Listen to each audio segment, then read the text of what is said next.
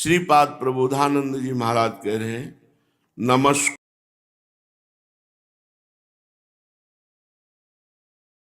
कुर्वन् वृंदावन महा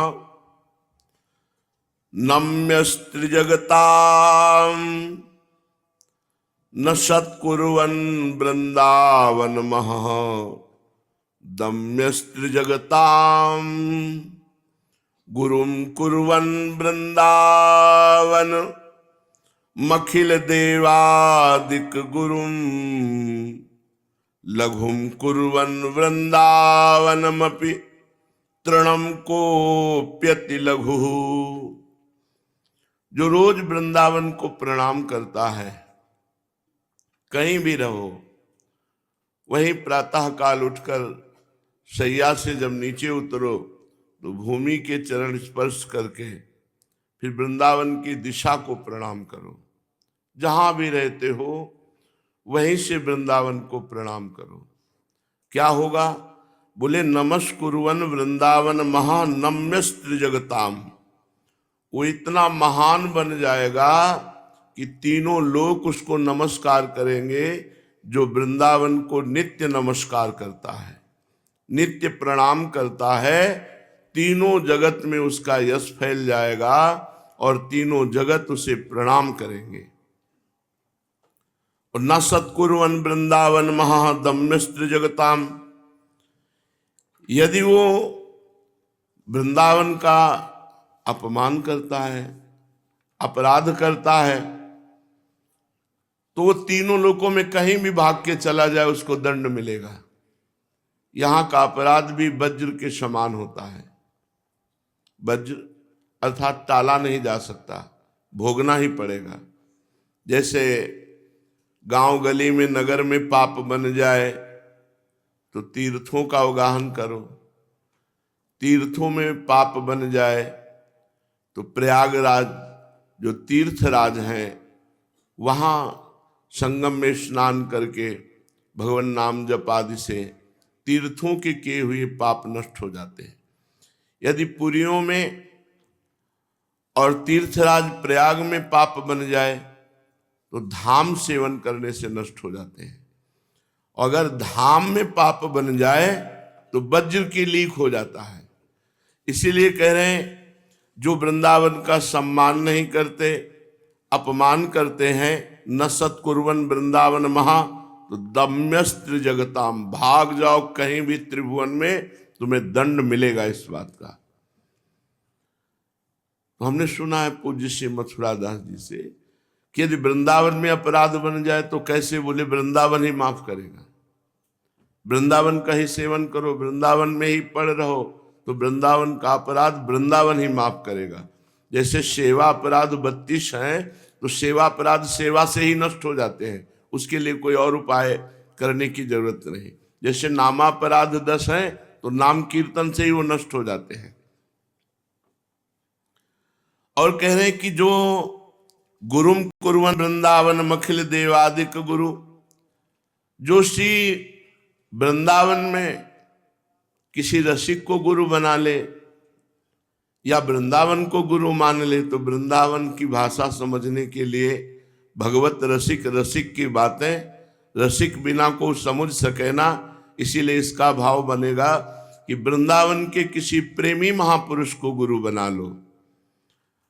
अगर वृंदावन के किसी प्रेमी महापुरुष को गुरु बना लिया तो समस्त देवताओं का भी वो गुरु हो जाएगा, जो वृंदावन के गुरुदेव की आज्ञा में। बहुत कठिन विषय है गुरु आज्ञा में रहना।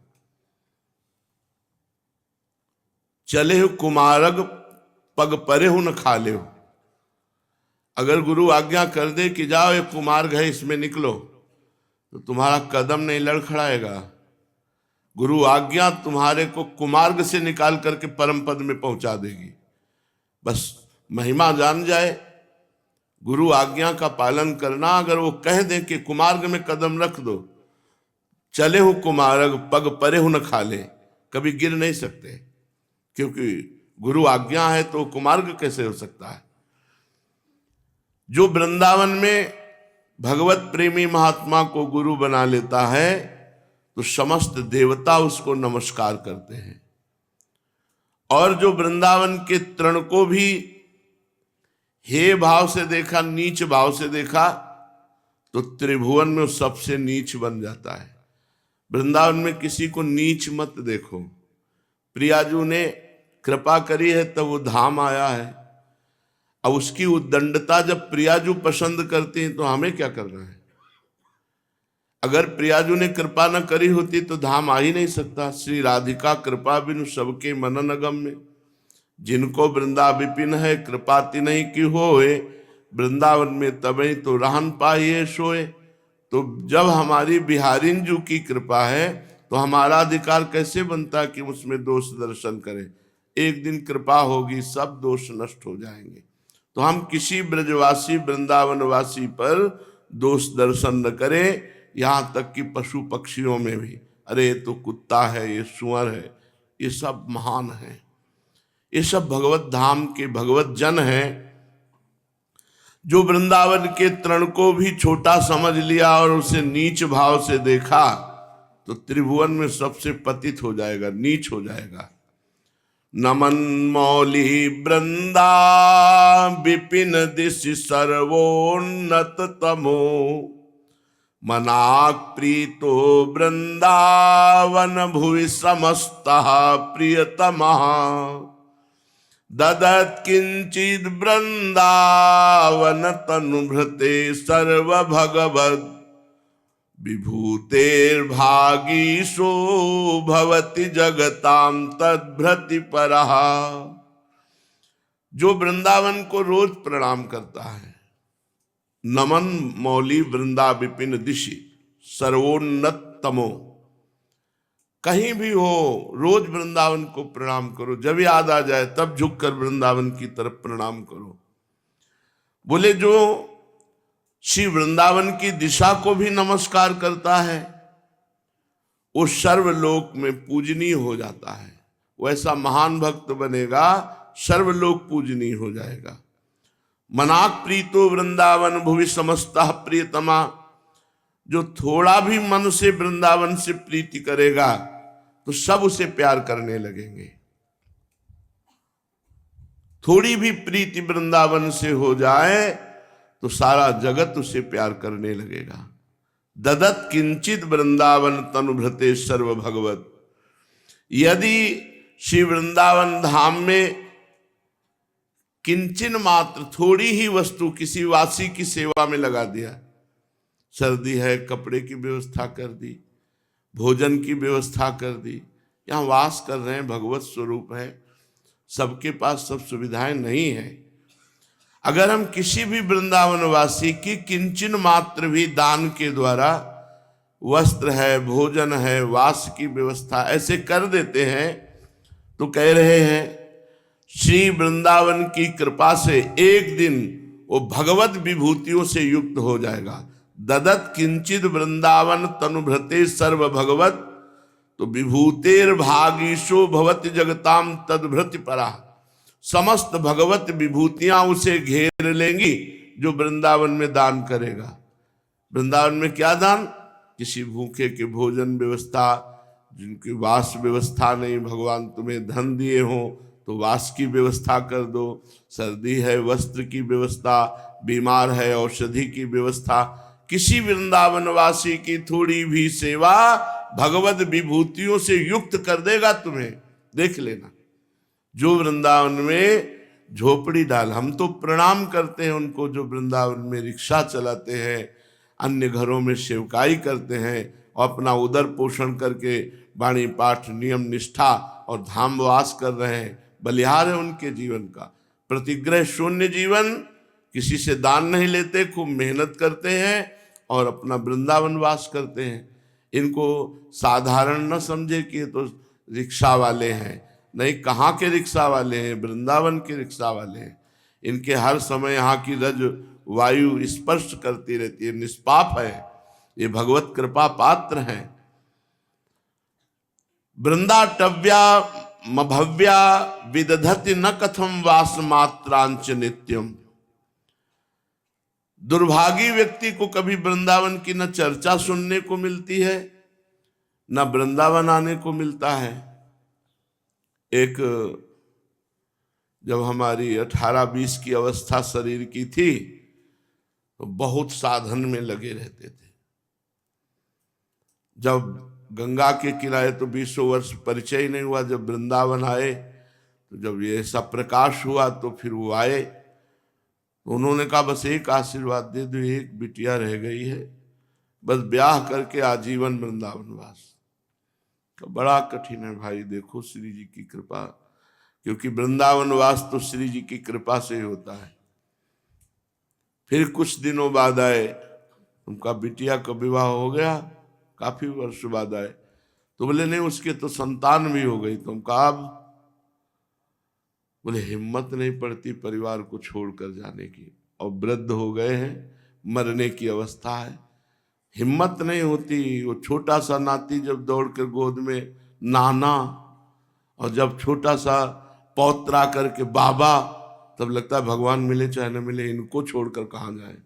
वो ऐसी ममता, ऐसी आसक्ति, वो घुटने के बल चल रहे हैं तो वो भी घुटने के बल चल रहे हैं, वो बोल रहे हैं तो तला के तो वो भी बोल रहे हैं। ये सुख कहाँ मिलेगा? इस सुखों में आसक्त हो करके परम सच्चिदानंद भगवान के सुख को जीव छोड़ देता है। हरि गुरु बड़े कृपालु हैं। देखो आप सच्ची मानिए, जो इच्छा करियो मन माही, हरि प्रसाद कछ दुर्लभ नाही। अगर आप संसार भगवान से मांगोगे तो दे देंगे, उन्हीं का रचा हुआ है। लो खेलो, जब इस खेल से रोना तब फिर हमसे बताना आप क्या चाहिए, तब फिर दे देंगे। ऐसे ही अनंत जन्म हमारे व्यतीत हो गए। तो वृंदाटव्या मभव्या विदधति न कथम वास मात्रांच नित्यम।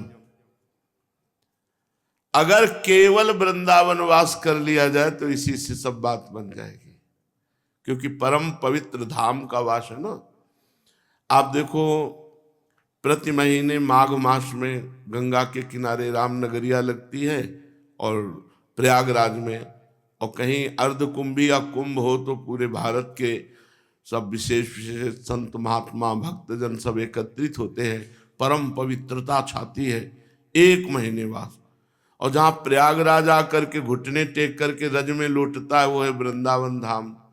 अगर यहाँ आप वास कर रहे हो तो सबसे बड़ा भजन वास हो रहा है, और कहीं भगवान की हेतु की कृपा से निरपराध वास हो रहा है, फिर क्या कहना है, फिर तो और आनंद मंगल रहेगा। पर कैसे भी अगर वृंदावन वास कर रहा है इनके प्रकारेण, वो बहुत बड़ी बात है। वृंदावन वास भी बहुत बड़ी बात है, ये बात सच्ची समझ लो। जो वृंदावन वासियों की से हम देख रहे हैं, जो वृंदावन वासियों की सेवा की ना, किसी की भी सेवा कर दे, संत महात्मा ब्रजवासी, किसी की वृंदावन वासी, तो भगवत विभूतियां उसको घेर लेती। भगवत विभूतियां, ऐश्वर्य बढ़ता है, भगवत भक्ति बढ़ती है, भाव बढ़ता है, समर्पण बढ़ता है। किसी की भी सेवा कर दे, वो कैसा है हमसे इससे मतलब नहीं।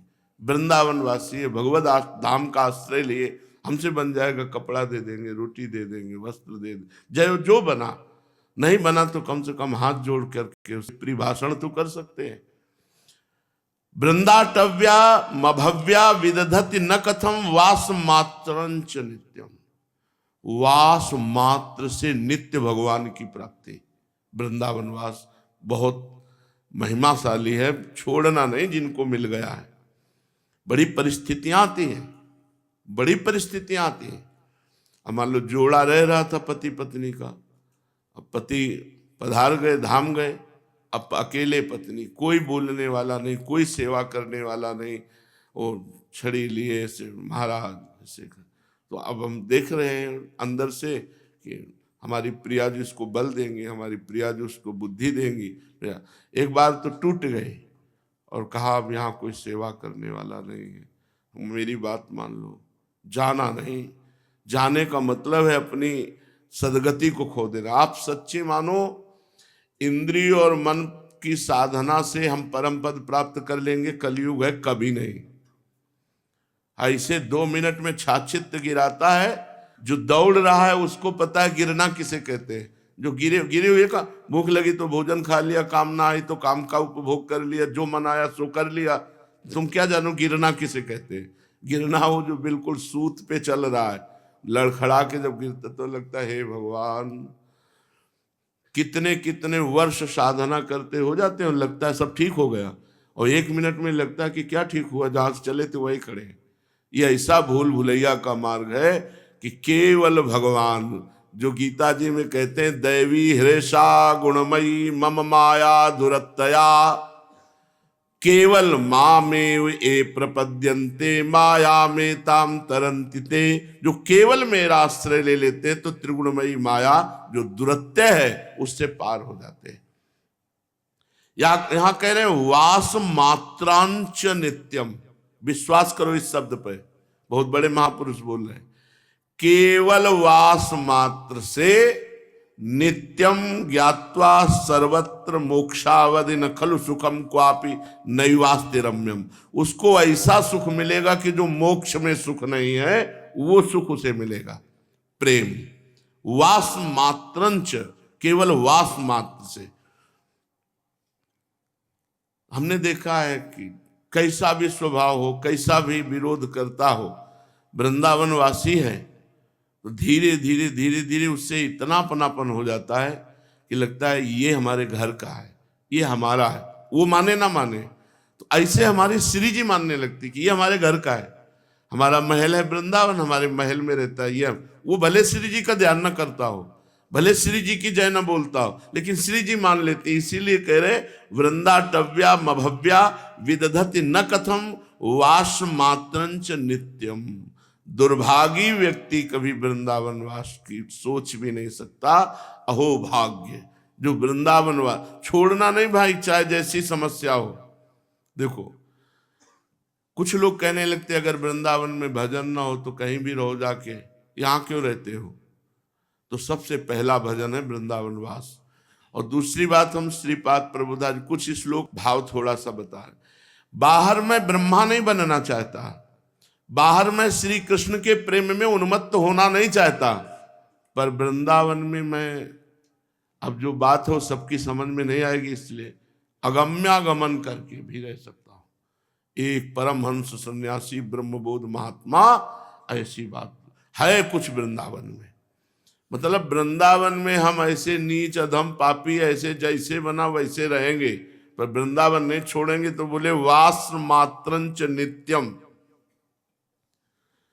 श्रीमद् सुधानिधि में आखिरी के श्लोक में पाप भाजयिकमपि, जो पाप वर्तमान में कर रहा है लेकिन अखंड वृंदावनवासी उससे पाप बन रहा है, तो बोले वो इतनी सामर्थ्य रखता है, मान लो स्वभाव है गलतियां उससे हो रही, पर वो वृंदावनवासी प्रिया प्रीतम का अनन्य है, तो उसकी इतनी सामर्थ्य है कि बाहर के योगियों को पवित्र कर सकता है।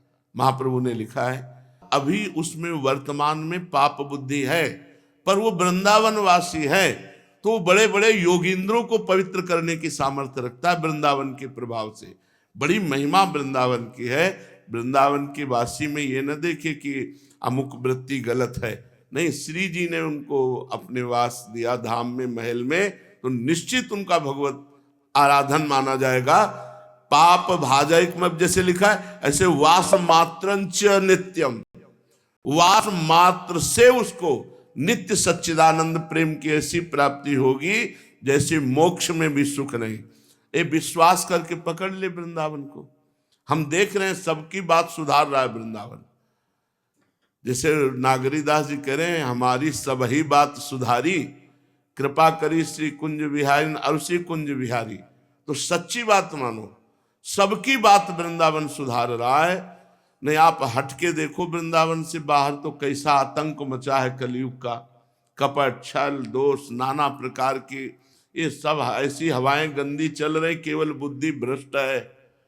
कोई बिरला ऐसा है ते उबरे तिहु काल मौजे राखे रघुवीर। भगवान जी ने बचा रहे हैं वही बच रहे ने। बहुत माया का आकर्षण इतना प्रबल होता चला जा रहा है कि धर्म शास्त्र गुरु सब एक कोने में रखे, जो मन में आया सो हम कर रहे। अत्र त्वानंद सिंधुर मधुतर महासार मूर्ति किशोरऊ आहा नित्यान्योन्याम चोरौ स्वनिकट मिलते वंटता स्वम रसौघम। अब जरा ध्यान से सुनो। वृंदावन में वास करने वाले को महाआनंद सिंधु नव किशोर सी प्रिया प्रीतम जो एक दूसरे के चित्त को चुरा रहे, इतने सुंदर है। नित्यान्योन्याम चोरौ, लाल मरकत मन छबीलो तुम जो कंचन गात, बनी सहित हरिवंश जोरी उभय गुण गण मात। एक दूसरे के गुण से गुण बढ़ रहे हैं, एक दूसरे के रूप से रूप बढ़ रहा है, एक दूसरे से लावण्य बढ़ रहा है, एक दूसरे के चित्त को चुरा रहे। नागरी नव किशोर मिथुन मनसी चोर, प्रिया प्रीतम परस्पर जो एक दूसरे के चित्त को चुरा रहे हैं, क्या होगा? स्वनिकट मिलते वंटता स्वम रसौघम। किसी दिन बगल से निकलेंगे, प्रिया प्रीतम रसौघम, उसी दिन रस में डूब जाएगा। ये लिखा ही नहीं, ऐसा है, ऐसा है, ये है ऐसा। वृंदावन बहुत चमत्कारिक है। हम वृंदावन का दृढ़ता पूर्वक आश्रय और वास स्वीकार कर लें। हम कैसे भी नीच स्वभाव वाले हैं, कुछ स्वभाव की प्रबलता होती, पूर्व पाप जो है बहुत जोर का होता है कभी कभी। जैसे सब साधन किए जाते हैं, लक्ष्य भी भगवत प्राप्ति है, लेकिन अगर स्वभाव उसका किसी विशेष पापाचरण से पुष्ट है तो बार बार जीवन भर वही आदत उसको फिसलाती रहेगी। अब इस कोटि की कृपा हो कि वो किसी तरह आदत कट जाए, नया संस्कार न बने, तो जीवन मुक्त हो जाए। ये बहुत बहुत प्रबल प्रारब्ध होता है कभी कभी। कभी जब पुरुषार्थ प्रबल हो जाता है, भजन साधन, तो प्रारब्ध मिट जाता है। कभी कभी प्रारब्ध इतना जोर का हो जाता है कि पुरुषार्थ को मिटा देता है। ये नहीं कहा जा सकता कि पुरुषार्थ बड़ा है कि प्रारब्ध। कभी कभी इतना बुरा प्रारब्ध होता है कि वो प्रारब्ध सबसे पहले अटैक कहाँ करता है? बुद्धि पर। बुरी दशा आने के पहले बुद्धि बदली जाती है, पहले बुद्धि काम नहीं करती। और बार बार जैसे बचपन से लेकर के और बुढ़ापे तक आपकी जो आदत नहीं छूट रही गंदी, तो समझो इतना बुरा प्रारब्ध है कि इतना लंबा साधन करने पर भी वो पुरुषार्थ को रौंद रहा है, बार बार वही, बार बार वही। तो ऐसी विवशता प्रारब्ध की कभी कभी देखी जाती है, जिसमें ना चाहते हुए भी साधक के द्वारा जो परमार्थ विरुद्ध चेष्टा है वो उसका पिंड नहीं छोड़ती। ये मतलब तर्क का विषय नहीं, ये समझने का विषय है कि वो पुरुषार्थ को रौंद करके प्रारब्ध अपना प्रभाव दिखाता रहता है। और कभी कभी पुरुषार्थ इतना जोर का हो जाता है कि प्रारब्ध को विध्वंस कर देता है। और जिनका पुरुषार्थ कमजोर पड़ गया तो फिर प्रारब्ध आकर के टूट पड़ता है। प्रारब्ध पूर्व जन्म का किया हुआ कर्म होता है। देखो कितना जन्म का जन्म हिसाब जमा है कि 6 महीना बाणों की सैया पर बाल ब्रह्मचारी, भगवत अनुरागी, 12 वैष्णवाचार्यों में भीष्म जी, कितना बुरा प्रारब्ध कि आकर के 6 महीना तक बाणों की सैया में। कभी कभी प्रारब्ध अपना इतना प्रबल पुरुषार्थ को भी रौंद करके अपना प्रभाव दिखाता है। तो साधक को चाहिए उस समय एक ही केवल उपाय है, हरि शरणम। हे भगवान मैं आपकी शरण में हूं, देख लो आप बचा लो तो बचा लो, नहीं तो जैसा भी हो आप कहो। हे भगवान आपकी शरण में हूं, बस इतनी बात है। यहाँ कोई ऐसे मुझ पे ताव दे के नहीं निकल सकता। कोई भी ऐसा स्वरूप है भगवान की माया का कि तुम जान ही नहीं पाओगे कि ये माया है, जान ही नहीं पाओगे। और जब भगवान की कृपा से फिर ज्ञान नेत्र खुलते तब लगता है हाँ हाँ हम तो सैकड़ों हाथ नीचे गिर गए, तब पता चलता है। इसलिए धामवास, नाम निरंतर जप, भगवान की लीला गुणानुवाद का श्रवण, यही भरोसा है भगवत प्राप्ति के। और जितेंद्रियता, मनोनिग्रह, लोक परलोक के भोगों से वैराग्य, तितिक्षा और समाधान, ये सब ग्रंथों में लिखे रह गए हैं। अब जो है ना, तितिक्षा और समाधान है, बहुत बड़ी मुश्किल बातें हैं। यहाँ कौन तितिक्षु है? कहाँ तितिक्षु है? नाक में गुस्सा रखा हुआ है, थोड़ा भी बर्दाश्त नहीं कर सकते, प्रतिकूलता, भूख, प्यास, गर्मी, सर्दी, मान, अपमान, निंदा, स्तुति, इनको जो सहे उसे ही तो तितिक्षु कहते। कोई बिरला, अगर कोई त्याग भी है तो दिखावे में परिणित हो जाता है। कलयुग का ऐसा प्रभाव है। तो इसलिए धाम का आश्रय न छोड़ो, कलयुग का ऐसा प्रभाव है। प्रगट कल्याण करने के लिए गरज रहा है वृंदावन धाम। इसलिए हरिवंश महाप्रभु श्रीमद राधा सुधा निधि में कहते हैं, वृंदान सर्व महता मपहाय दूराद, वृंदाटवी मनुष्यरो प्रणयन चेता, सत्तारणी कृत सुभाव सुधार सौघम, राधाभिधान मिहि दिव्य निधानमस्ति। तुम बड़े बड़े साधन और साध्यों का त्याग करके वृंदावन आ जाओ, क्योंकि जिनका स्वभाव ही है तार देना, ऐसे सत स्वभाव वाले हमारी लाडली, जिनका स्वभाव ही तार देना है। ये बात नहीं कि सज्जनों को तार देना, नहीं, ये तो फिर बात समझ में नहीं आई। जैसे सत्तारणीकृत स्वभाव, जिनका स्वभाव है सज्जनों को तार देना, यार सज्जन तो तरी जाएंगे, उनमें तारने की क्या बात है? आ जाओ अस्पताल में, लेकिन तुम्हारे बुखार ना हो, जुखाम ना हो, कैंसर ना हो, किडनी फेल ना हो, कोई रोग ना हो, आइए हम वादा करते हैं आपको निरोग कर देंगे। तो ये विनोद हुआ कि नहीं हुआ विनोद? तो बोले आ जाओ वृंदावन में समस्त साधन और साध्यों का त्याग करके, जो वहां जिनका स्वभाव है कि सज्जन पुरुषों को तार दे, जैसे अर्थ लिखा है उसमें, सत्तारणीकृत स्वभाव, सत्तारणीकृत स्वभाव। तो सत स्वभाव तारणीकृत, सत स्वभाव, जिनका सत्य स्वभाव है, वो अपने स्वभाव से विचलित नहीं होती। ने कहूं न रिस कहूं, भूली हूं न ओत सकी, किनका? जो वृंदावनवासी हैं, तारणीकृत स्वभाव, सत स्वभाव तारणीकृत। तो हमारी समझ में आऊं ये बात आई। नहीं तो ये कि संत पुरुष, सत का मतलब होता है संत जन, संत जनों को तार देना जिनका स्वभाव है। ये काहे को मजाक कर रहे हो? संतों को तारना पड़ता है क्या? संत तो तरे तराए होते, असंतों को तार दे तो महिमा की बात आती है। तो जिनका सत स्वभाव तारणीकृत, जिनका स्वभाव ही है सत्यमय कि वो तार देती हैं, जो वृंदावन धाम का आश्रय ले लेता है। वास वृंदान सर्व महता मपहाय दूराद, बड़े बड़े साधन और साध्यों का दूर से ही त्याग कर दो। वृंदाटवी मनुष्यरो प्रणयन चेता, ऐ चित्त वृंदावन का अनुसरण कर। क्यों? क्योंकि वहां विराजमान जो किशोरी जी है, राधा नामक तत्व, उनका सत स्वभाव तारणीकृत, उनका स्वभाव ही सत तारणीकृत स्वभाव सुधार सौघम, जो प्रेमामृत की सिंधु है, राधाभिधान मिह दिव्य निधानमस्त।